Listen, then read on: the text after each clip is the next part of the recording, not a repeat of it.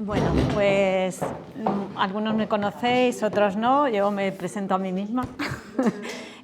Yo soy profesora de la Facultad de Bellas Artes, también trabajo como artista en el campo de la botánica y de la entomología, fundamentalmente, y en esta ocasión, en esta mesa, estoy más en condición de gestora cultural o algo así.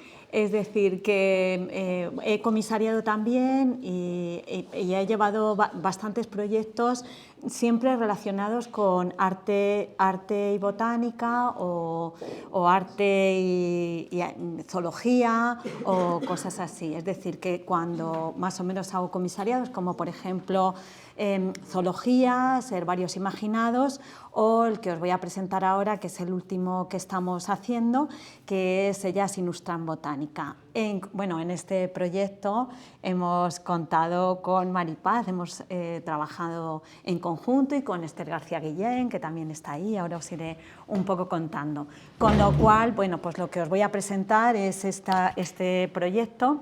Estoy presentando yo aquí porque Lucía justo hoy tenía examen, pero tendríamos que haber presentado las dos. Va a venir, pero de momento no ha llegado todavía. Bueno, la exposición, ellas ilustran... Perdón. Vale, ya lo tengo. A ver, ya está, perdón. Bueno, pues el proyecto más o menos va de transferencia de conocimiento, ¿no? El proyecto, en realidad le llamamos proyecto porque es algo más que una exposición. Es como un proyecto de investigación que acaba derivando en una exposición itinerante, en un libro y, bueno, y en todo lo que vaya saliendo, ¿no? O sea, la idea es trabajar con un tema y que luego tenga distintos formatos. Empezó gracias a un encargo que tuvimos de la Casa de las Ciencias de Logroño. Actualmente la exposición está en la Fundación Cristina Enea de San Sebastián y, bueno, la tenemos ya comprometida para Vergara, esperemos que venga a Madrid y bueno, y el libro, que ahora os lo comentaré o que ahora aparecerá por ahí, pues ayer fuimos a corregir ferros, o sea que está ahí casi, ya a punto de salir. Bueno, la idea de la exposición era poner en valor la cantidad de mujeres que habían estado vinculadas con la botánica, ¿no? Y unir esa idea de arte y ciencia y unirla a través de las representaciones de la botánica, es decir, de las ilustraciones científicas. En la exposición empezamos como en la antigüedad, es decir, en los orígenes, pero hemos querido también implementar como la visión contemporánea. La exposición más o menos la componen como unas 250 reproducciones botánicas. Bueno, aquí podéis ver un poco el libro, o sea, hay un poquillo de maqueta del libro para que un poco lo veáis. Y en el caso del trabajo, yo creo que aquí hay algo que ha sido muy importante, que ha sido trabajar en red con muchas mujeres. La idea nace un poco, primero, de las componentes femeninas del grupo de investigación. Habíamos hecho previamente Herbarios Imaginados, que era una exposición con todo el grupo, bueno, la co-comisarié yo con Luis, pero ahí estábamos todos, y al hacer Herbarios Imaginados empezamos a encontrar que había muchísimas mujeres. Y en un momento dado, yo le comenté a la directora en aquel momento de la Casa de las Ciencias, esto es un temazo, a mí me están saliendo mujeres por todos lados, esto hay que cogerlo, ¿no? Fue así. Y al año siguiente nos llamó diciendo que si nos atrevíamos a comisariar una expo de mujeres. Y bueno, como estábamos medio locas, le dijimos que sí. Y entonces empezamos a buscar. Empezamos aproximadamente con unos 30 nombres y tenemos una lista de 500 o más. ¿Vale? O sea, una barbaridad, haciendo un poco el escaneo. Bueno, aquí podéis ver parte del contenido del libro, que ya os digo que lo ha diseñado Lucía. Entonces, bueno, la idea fue que nosotros empezamos, en la primera exposición solo poníamos las láminas, y hicimos algún panel como ese que se puede ver ahí con todos los retratos de las mujeres.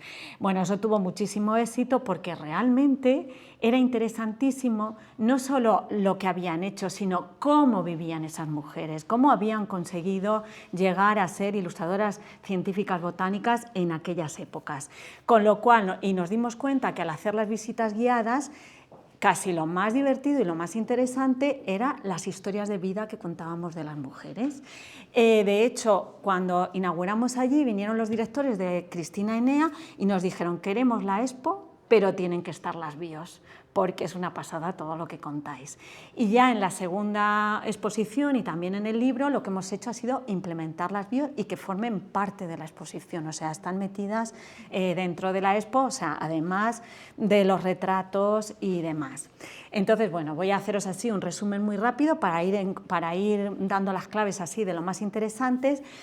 Cuando empezamos a investigar, claro, empezamos a ver cuáles eran las más antiguas. Bueno, las más antiguas básicamente hemos encontrado desde 1500 y pico, 1600, ¿y qué ocurre? Ocurre pues que son mujeres que su familia son artistas. El padre era pintor, o sea, nacen en el seno de artistas y trabajan en muchos casos en equipo. Hay algunas que nos costaba encontrarlas porque a lo mejor firman la inicial y el apellido y era un hermano, y hasta el último momento tuvimos en la exposición láminas que no eran de ellas, que eran de sus hermanos o de cosas así, ¿no? Como por el caso de Alida Huitos, por ejemplo. Aquí, bueno, tenéis 3 ejemplos: Giovanna Garzoni, bueno, estas dos que eran 2 hermanas también, o el caso de Ana María Bayana, o Bayani. Ana María Bayana, que la veis ahí, es la que se considera la primera grabadora de la historia del grabado. Esa obra está en un libro muy famoso de Ferrarini, que es un tratado botánico, y en el caso de ella, os lo cuento porque es una cosa muy divertida, ¿no? Muy curiosa, o dentro de esas ideas de estilos de vida, resulta que ella es encarcelada por el marido por abandono del hogar. Y al final consigue salir de la cárcel, el divorcio y recuperar la dote gracias al mismísimo Papa, porque era para el que trabajaba, para el que hacía las ilustraciones y las reproducciones. Bueno, como el caso de ella, bueno, muchísimas, a ver, que no sé si me he saltado. Aquí entramos con otra de las cosas que empezamos a ver. En el siglo XVII y XVIII empiezan, bueno, el descubrimiento, por supuesto, ha sido antes el descubrimiento de América, pero los viajes a otros continentes. En este caso encontramos, como podéis ver aquí, a María Sibila Merian, ¿vale? Son 2 autoras distintas con 2 años distintos que hacían expediciones, pero vamos, una de las primeras que se embarca en una expedición científica es María Sibila Merian. Con 50 años se separa del marido, se mete en una comuna luterana y se va al Surinam, que era bueno, que pertenecía a una colonia holandesa. Allí ella, hay algo también que a mí me parece muy interesante, es la primera entomólogo, y ahora lo digo bien, Esther, la primera entomólogo y no entomóloga, la primera entomólogo que existe, ¿vale? Con todo lo que lleva el término, es la primera persona que empieza a estudiar los insectos.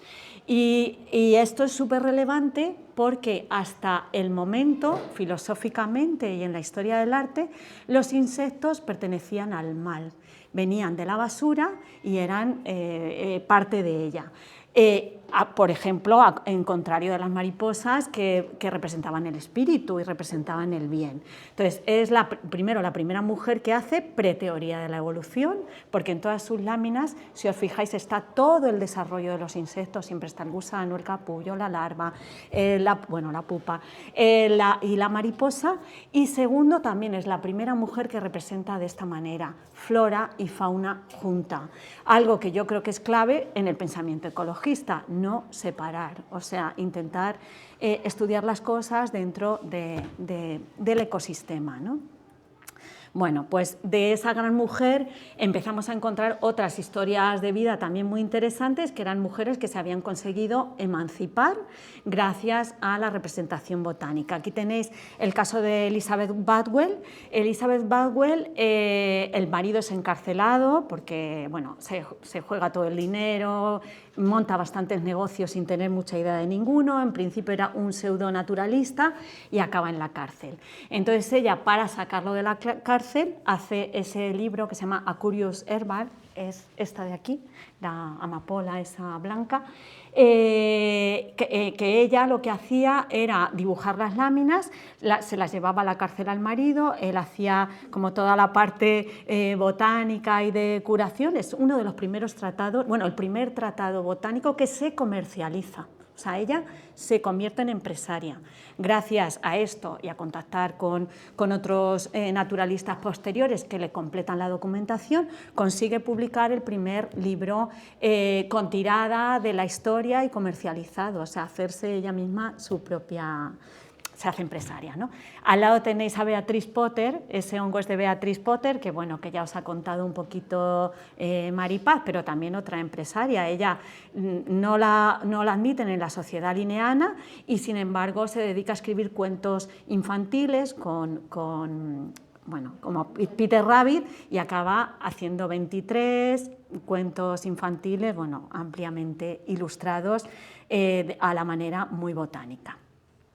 Otra de las cosas que nos dimos cuenta, ¿no?, al hacer esto, es que había algo, sobre todo en el 18 y el 19, es que estaba socialmente aceptado que las señoritas se dedicaran a la botánica, porque era un pasatiempo decoroso, ¿no? Es decir, era una de las pocas cosas que sí que les dejaban hacer. Dentro de este pasatiempo decoroso, pues encontramos, aquí tenéis también dos casos de dos autoras. El caso de la imagen negra es de Mary Delany.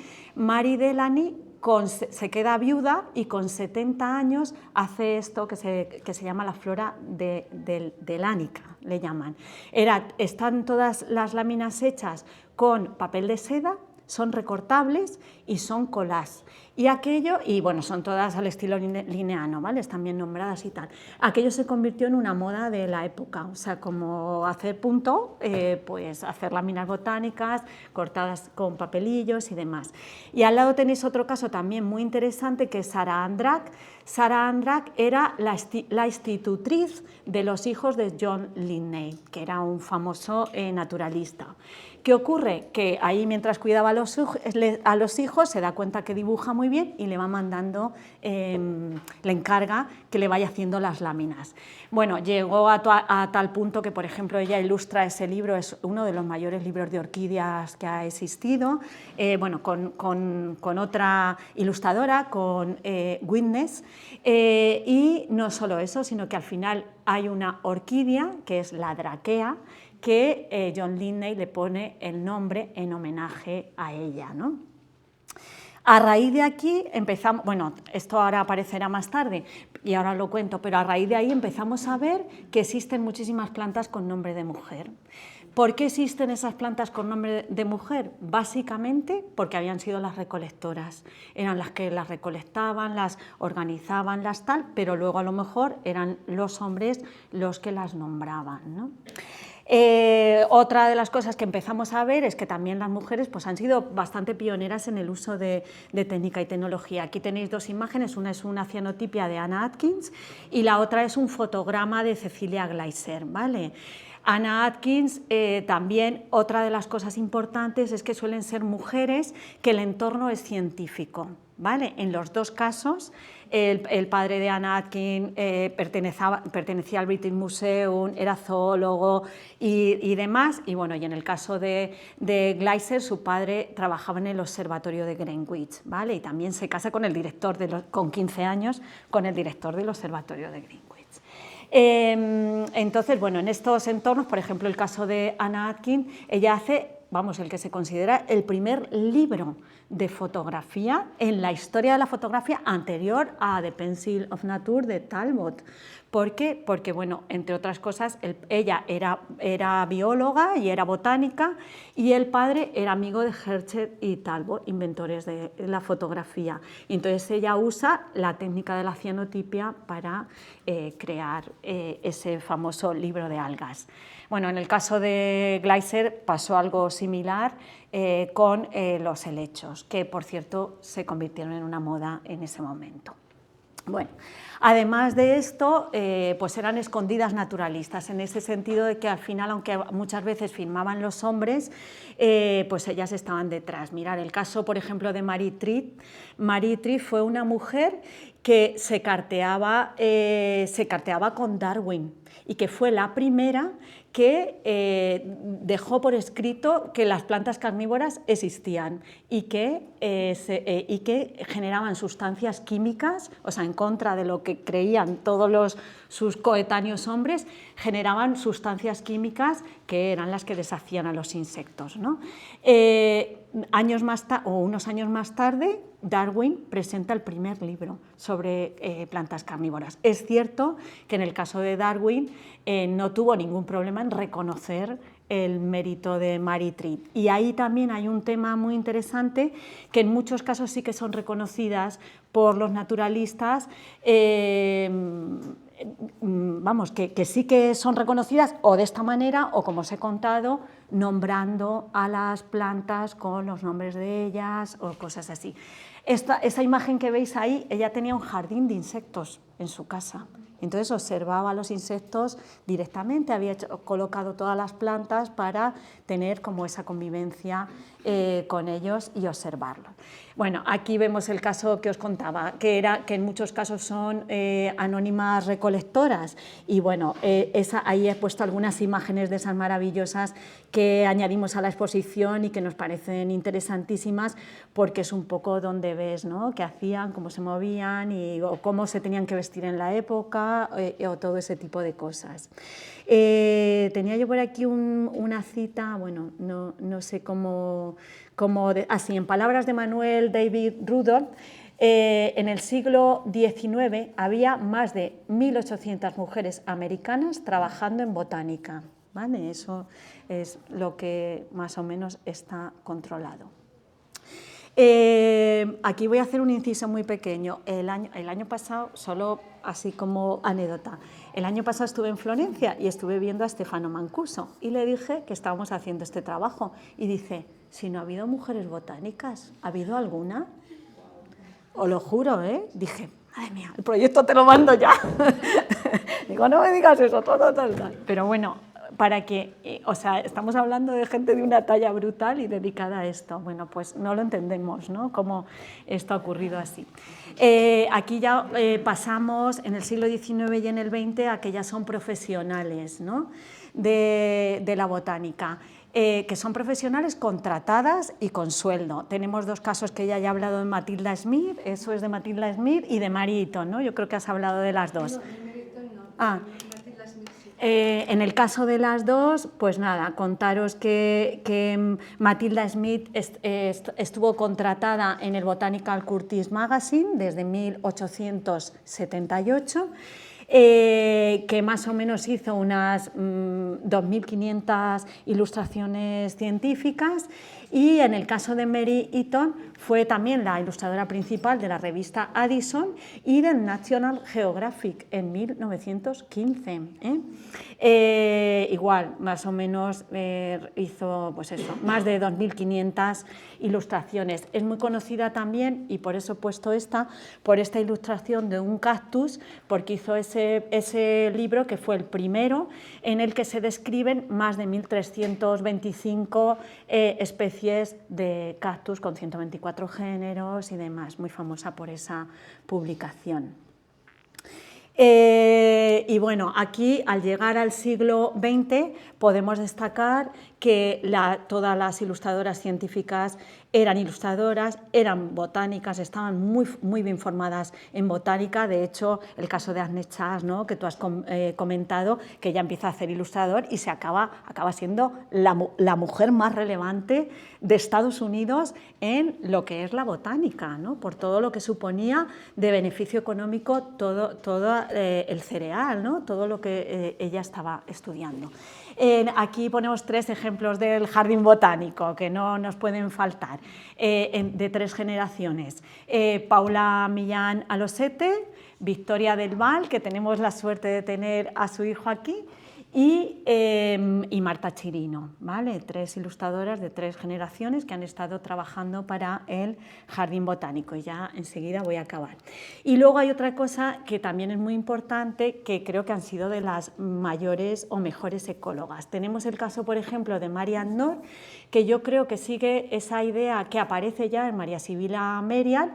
Marian Nord, su padre era diplomático, ella no se casó nunca ni quería casarse, además tiene unos textos muy divertidos sobre el tema, y hereda una fortuna del padre y se dedica a viajar a lo largo de todo el mundo. Recorre como 7 continentes, 14 viajes, y entonces ella se dedica a dibujar in situ al óleo, muy importante, toda la flora combinada con fauna, porque casi siempre está el entorno, está la planta y están los animales.